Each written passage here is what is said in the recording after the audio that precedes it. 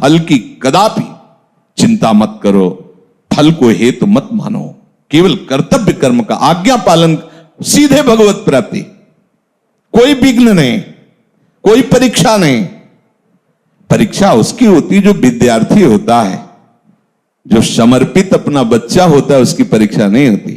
इसीलिए भगवत रसिक जी ने कहा, कै बच्चा के पेट और घट करे बिना, बच्चा बन गए।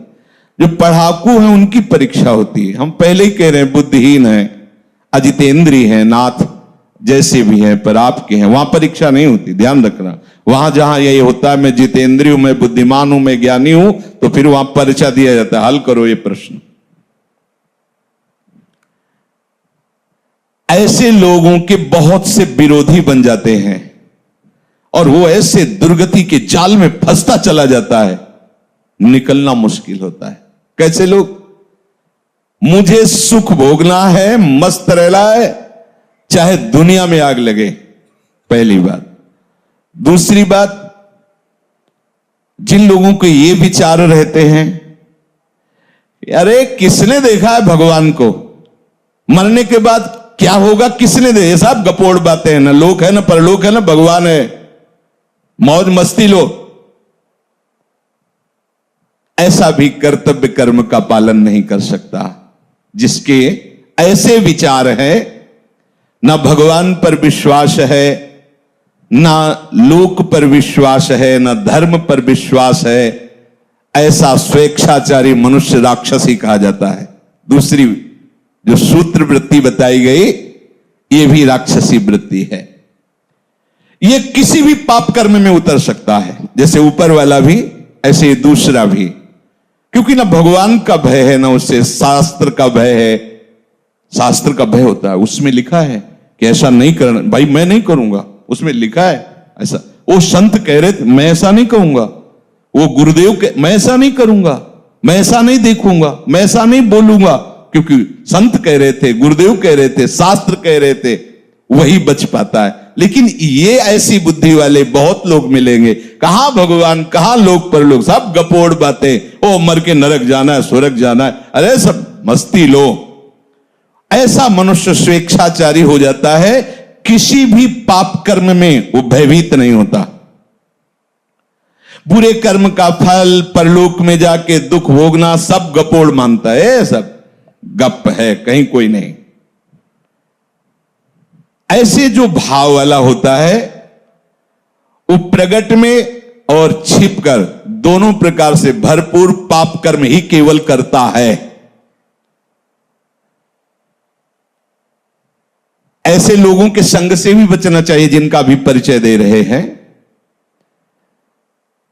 जो लोग अपने अस्तित्व को मिटा देते हैं पाप कर्म में, उनके अंदर विवेक नहीं रह जाता, बुद्धि नहीं रह जाती, बहुत ही नीच कोटि, मतलब शब्द ही नहीं उनके लिए।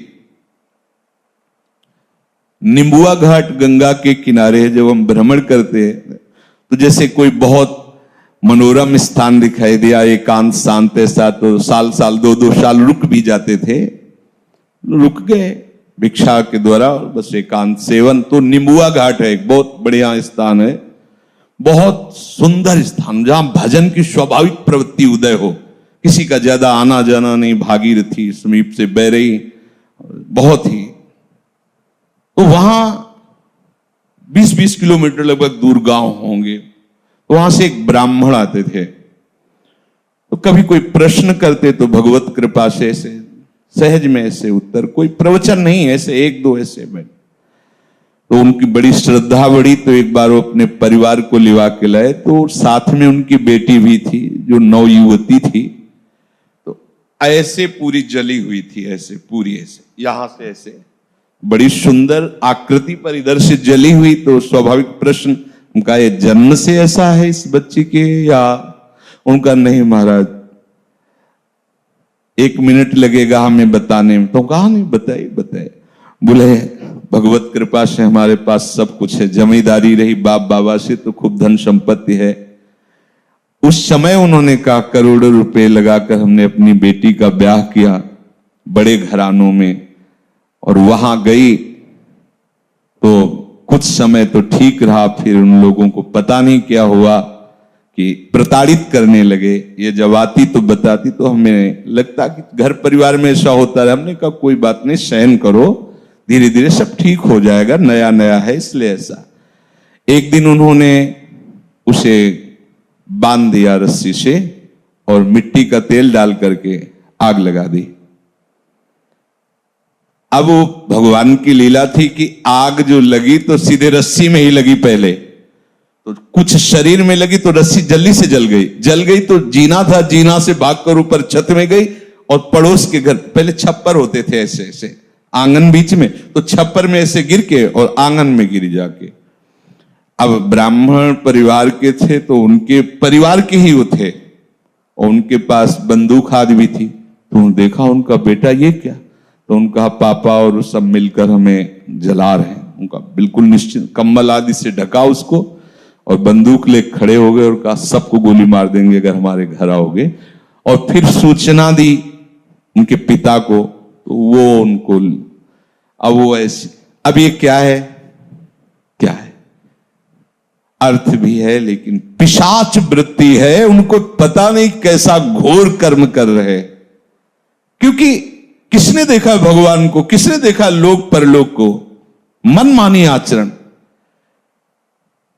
कोई भी पाप प्रवृत्ति करने में उनको शर्म नहीं लगती। ऐसा, अरे तुम्हारी बेटी जब दूसरे के घर जाए ऐसा बर्ताव हो तो तुम्हें कैसा लगे, अरे ये कोई जलाने की वस्तु है। इस तरह से कोई प्रताड़ित करता है किसी को, राक्षस के सिवा और कौन कर सकता है।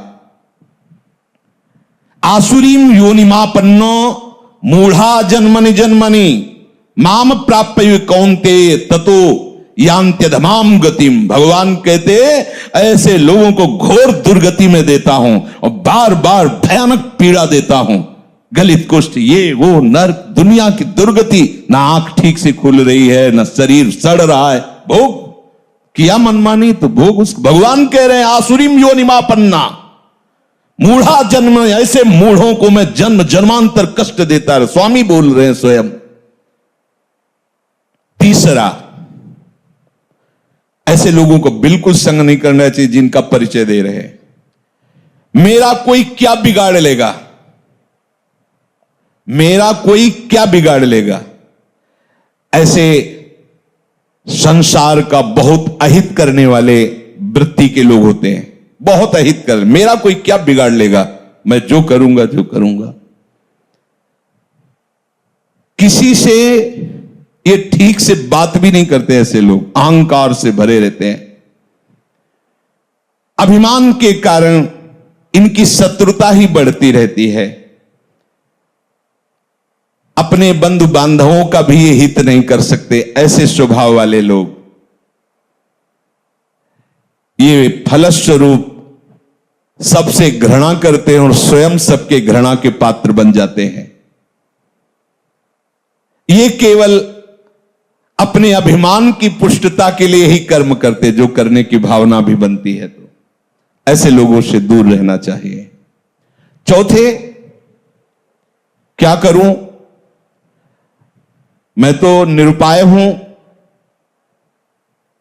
सुनता तो हूं शास्त्र की बात, भजन करना चाहिए, सत्य से चलना चाहिए, व्यभिचार नहीं करना चाहिए, चोरी नहीं करना चाहिए, समझता हूं, पर मैं ऐसा कभी कर नहीं पाऊंगा।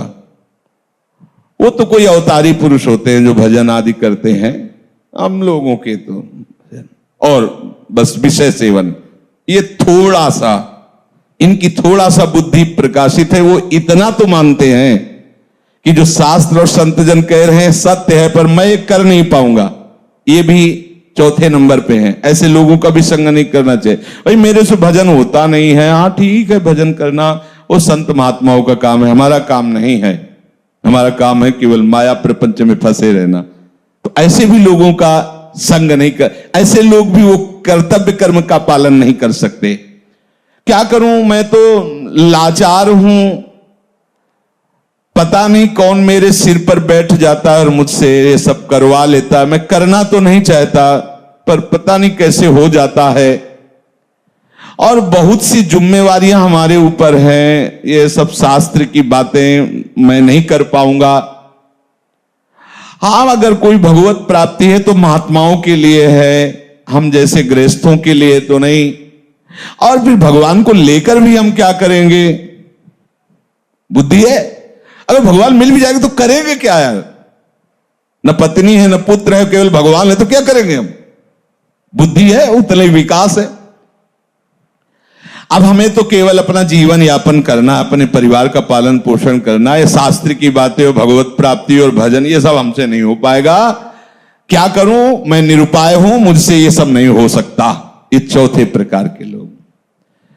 पांचवें प्रकार के, मैं क्यों किसी का हित करूं, किसी से प्रेम करूं? सब मुझसे घृणा करते तो मैं सबसे घृणा करूंगा, देखते कौन क्या बिगाड़ लेता है। ऐसी बुद्धि के होते हैं,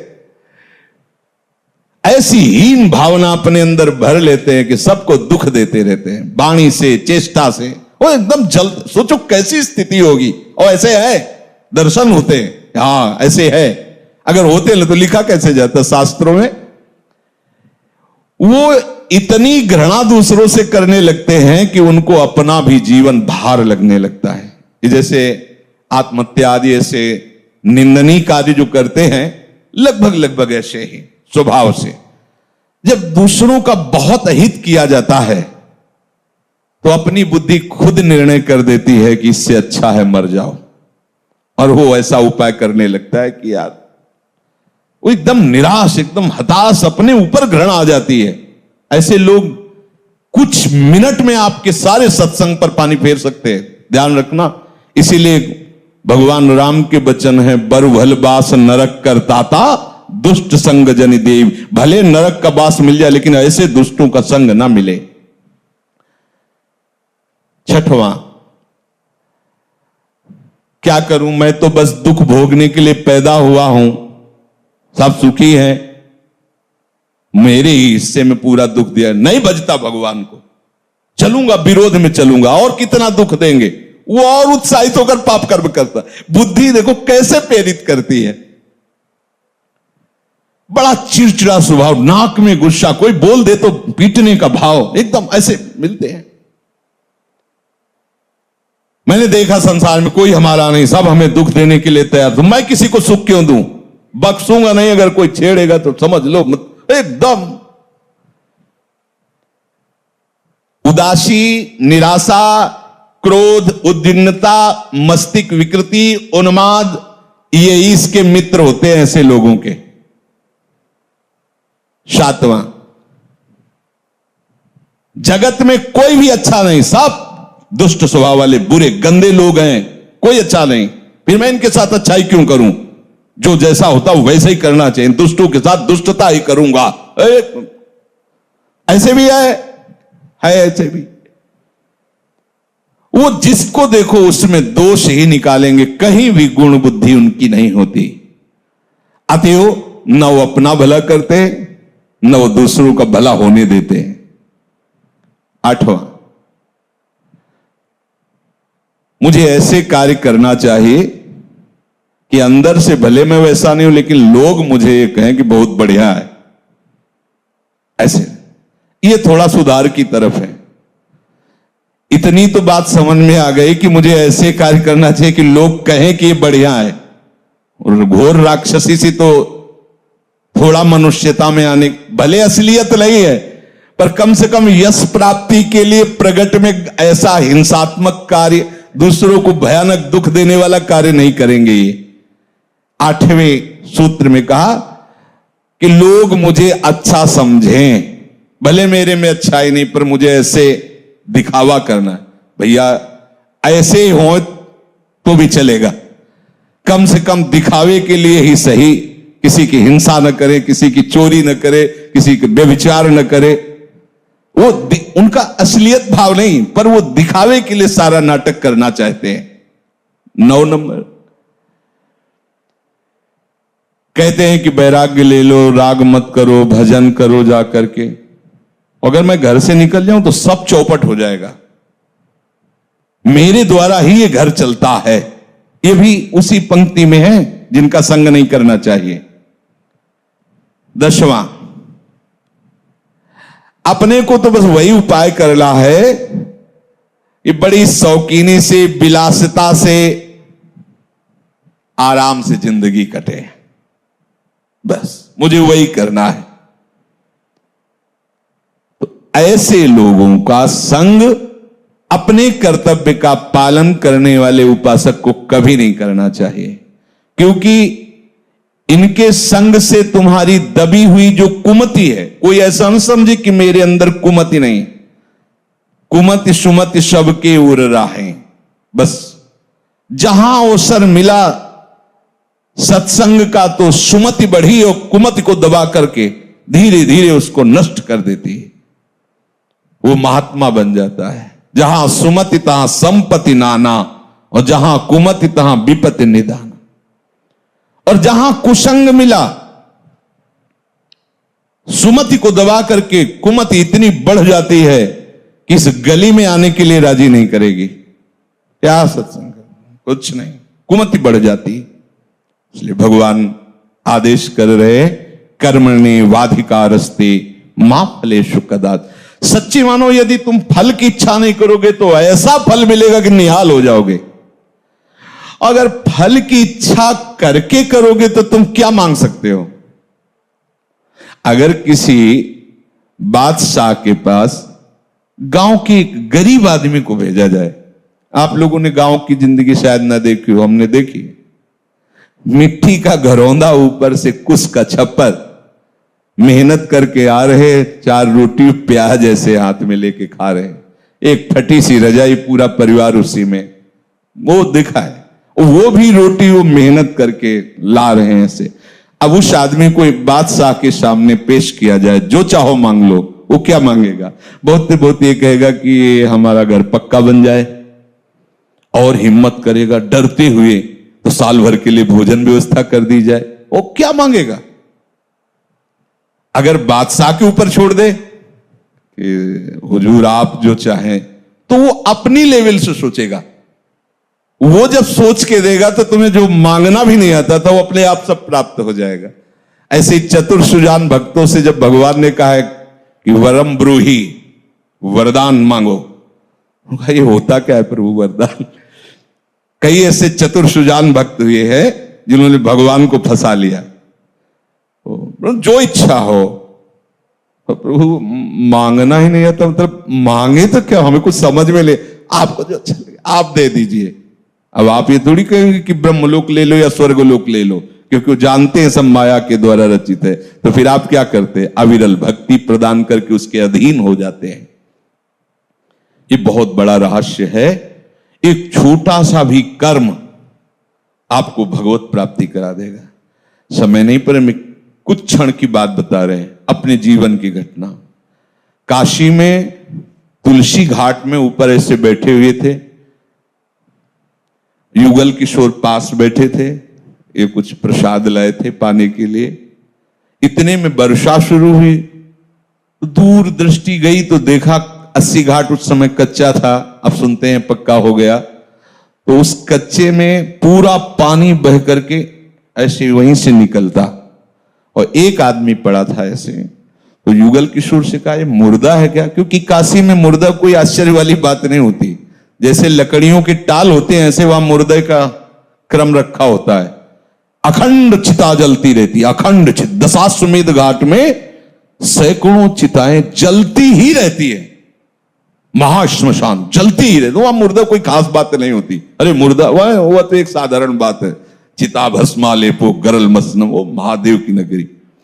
उनका नहीं महाराज, मुर्दा नहीं, इसे कुष्ठ रोग है, चल नहीं पा रहा। हम कहा यार पानी वर्षा अभी आ रहा है और ये तो बहके गंगा में। अरे बोले काशी है बाबा। कहा ऐसे कैसे? सामने देख रहे हैं यार, वो जिंदा है। वो उठे और सीढ़ियां, बहुत ऊंची ऊंची सीढ़ियां हैं, सीढ़ियों से उतर करके जले गए तो काफी पानी आ चुका था। वो बस ऐसे गर्दन लेटे हुए थे ऐसी जगह, और ताकत थी उस समय। तो ऐसे उठाया उनको, सीढ़ियों से चढ़ते, एक बारंडा टाइप था बीच में, वहां ले गए। तो कुछ संत जन बैठे थे जो ऐसे ही घाट में रहते। इसको क्यों ले? हम कहा